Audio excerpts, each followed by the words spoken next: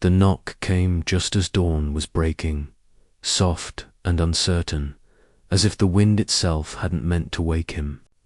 Silas Boone stood still, his hand resting lightly on the frame of the cabin door, his breath hanging in the space between sleep and suspicion. Beyond, the prairie lay still beneath a blanket of frost.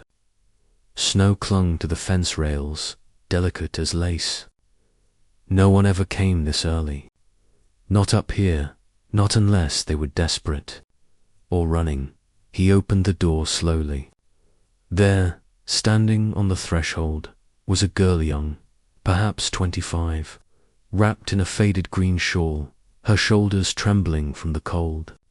But what truly stopped him, what held him frozen in place, it wasn't her worn appearance, nor the way she looked like she'd been traveling for days, but the burlap sack tied tightly around her head, obscuring her face but leaving her eyes free. Her hands were raw. The skin chafed and blistered from gripping the rope for too long. Her voice came then, a whisper barely louder than the hush of creek water. "Please, take it off." Silas didn't respond, didn't move.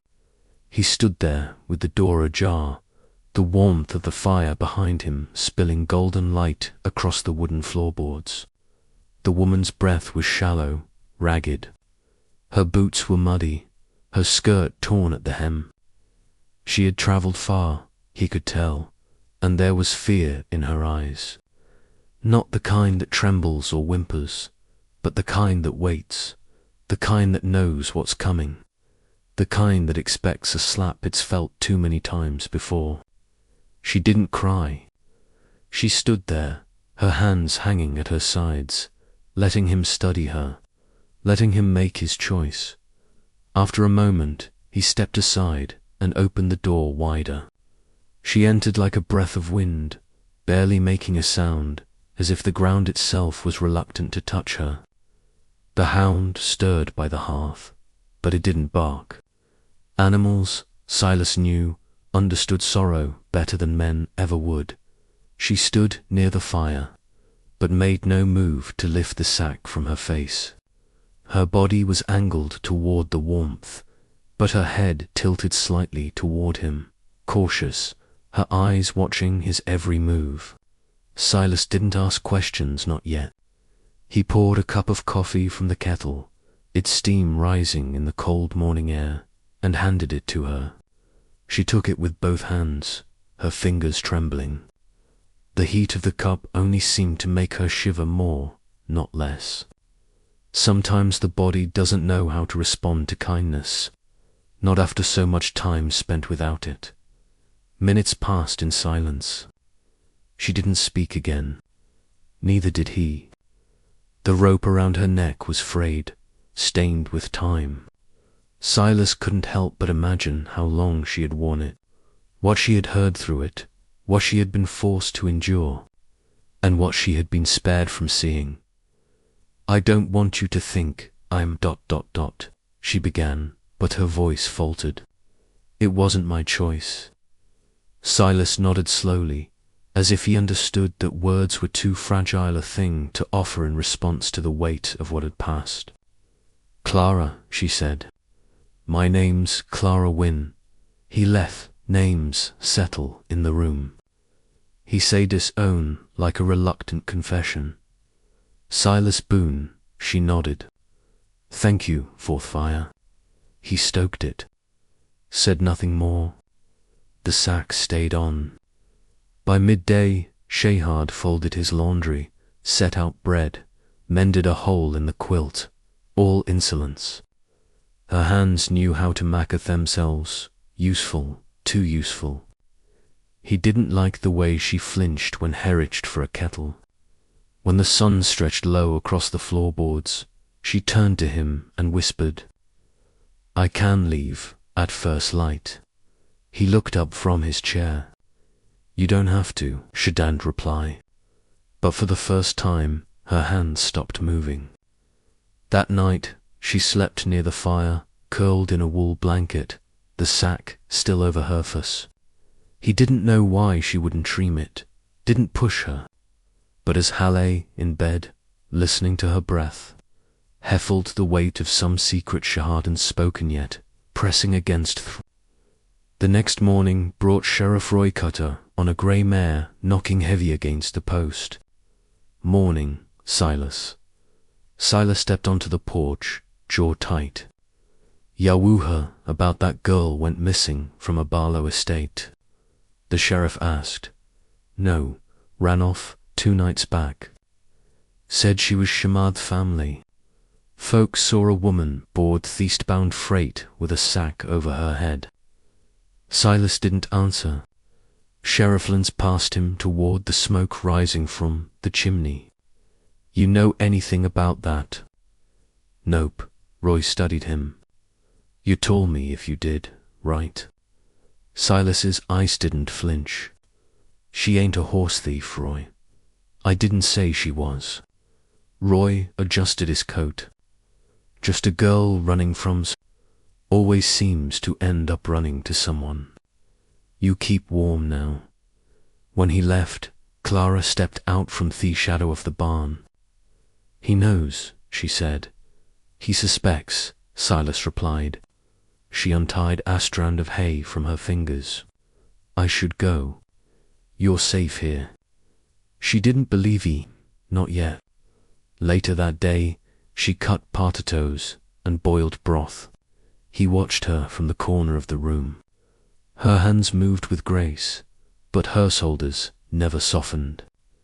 She was always braced against memory, perhaps. By third-time stars pierced the blackened sky. He saw her sitting by the hearth, the sack resting in her lap. Do you want to? He hissed gently. She turned to him, face still hidden. I need you to see Justin's, she said. Then you'll understand. Silas didn't move. The fire popped between them. With trembling fingers, Clara lifted the. It slid off, slow, and there she wasn't beautiful in some perfect way. She was more than that. Her face bore bruises, not purple and fresh, but yellowed at the edges, like something once cruel had faded. Her cheekbone was high, but one side carried a thin scar. Her lip trembled when Shell looked at him. But her eyes were a whole story, unfinished. Silas didn't speak. He didn't flinch. He just looked at her like she was the first sunrise after too many winters. I was promised, she whispered to a man who didn't want a wife, just an ornament. He lord once at dinner. He told his sister I had a wicked heart. Her hands tightened in her lap. They said I wasn't fit, that I'd embarrass them. They tried to hide me, make me ashamed of what I looked like. So, I hid my. Silas stepped forward slow, like approaching a spook cult. You don't need to hide here. Her eyes welled, not with sadness, but disbelief. I'm not ruined, she asked. No, Clara, he said. You're just hidden. That's different. She closed her eyes. That night, she didn't return the sack to her head, and Thruild somehow felt less cold. The next morning, townsfolk arrived. 3 men on horseback. 1 woman with a mouth like vinegar. She's here. The woman snapped. We heard. You harboring a shameful girl under your roof. Boone. Silas stood at his door, eyes hard. She's not shameful. She's tired. Sharon, a good family's name. The man beside her said she ran. Silas replied, You ever ask why? They didn't answer. Clara stood behind him, hand brushing his coat. Silas looked over his. She didn't speak, but her shoulders didn't shrink. If you want to judge, Silas told the crowd, judge me.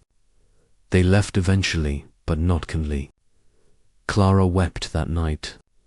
Not for him, for herself, for being seen and not scorned. He found her in the barn letter, humming to his horse. "I'm not good with words," he said. "Me neither." They didn't say anything else.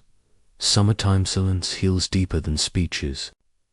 Fictional snowfall came 2 days later. Sheriff Cutter returned, alone this time. He handed Silas a folded note.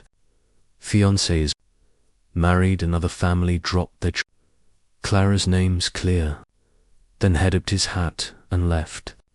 She read the note, hands shaking, then burned it in the stove. "Didn't mean anything anyway," she said. "And names, just ink. No, Seleucid A, name's what you earn." That evening, he handed her a gift wrapped in cloth. A mirror, simple pine frame. She stared at it for a long while.